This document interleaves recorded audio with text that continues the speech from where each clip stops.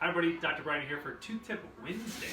Apparently I didn't talk loud enough and so YouTube couldn't hear me. So we are redoing our topic here on flossing, which first and foremost, for those of you that tried to watch it, I did not expect that. Nobody likes to hear us talk about flossing, but it's important, so we're going to talk about it. So, first thing I want to talk about is obviously critical that we brush.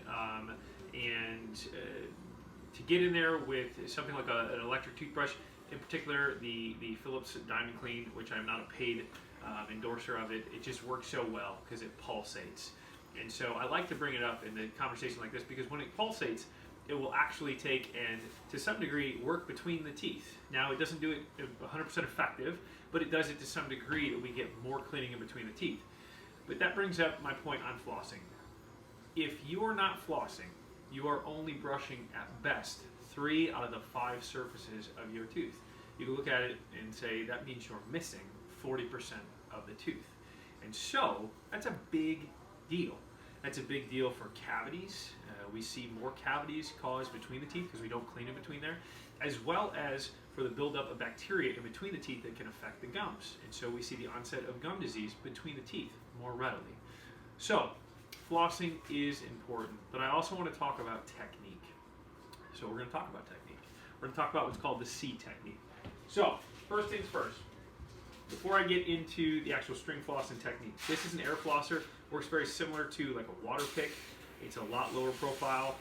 That's why we like it. But it works to shoot liquid between your teeth. That could be an alternative to actually taking and flossing your teeth, but it's not as effective as string floss. String floss is still the gold standard. And so I want to show you the best way to floss your teeth, and we use what's called the C technique. So you take out about 18 inches of floss, wrap it around your middle fingers, okay? And then you're going to guide it with your index fingers and your thumbs. And what I like to do is break the contact and then curve the floss to the natural anatomy of the tooth.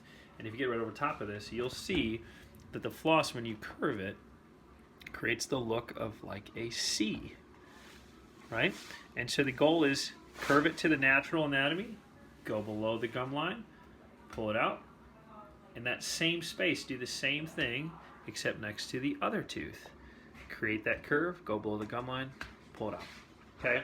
That is the most effective way to floss, and in doing so, remove plaque from between the teeth, as well as do it in a safe manner so as to not hurt the gums. So, hopefully that's informational, and hopefully that's helpful for those of you out there. Again, brushing is huge. Brushing is a big part of what you need to do to take care of your teeth. But flossing is critical, and flossing effectively is critical. Last little tips I'll leave you with. Do it at nighttime, especially if you're trying to get into the habit of flossing, because you're not rushing out the door usually. For those of you that work at nighttime, do it in the morning. In addition to that, know that as you get better at it, you will find that it will take you less and less time. But give yourself 3 minutes to do it, and don't beat yourself up if it takes you too long, because you don't want to rush through it, because you can actually hurt your gums when you're doing it. And finally, floss holders. So those things that look like this with string between them. I do not recommend those. You cannot do the C technique. You cannot curve it. It'll snap through and like literally a slingshot hit your gums and effectively hurt your gums. I relate it like this. If somebody went and got their car washed and they came back and they had dirt in the treads of their tires, if I looked at them and said, hey, I got an effective way to get that dirt out, let's get my chainsaw, they'd think I was crazy. Ultimately, we know, yeah, it'd get the dirt out, but it would also wreck the tire. Same thing happens with those floss holders. You can effectively get stuff from between your teeth, but in doing so, you're hurting your gums, which defeats part of the reason as to why you floss in general. So, hopefully that's helpful. Hopefully you enjoyed Tooth Tip Wednesday. And if you have any questions, please ask below. We'd love to comment, call us, share this if you think it would be helpful for anybody. Have a great rest of your week. Thank you for retuning in. Have a great day.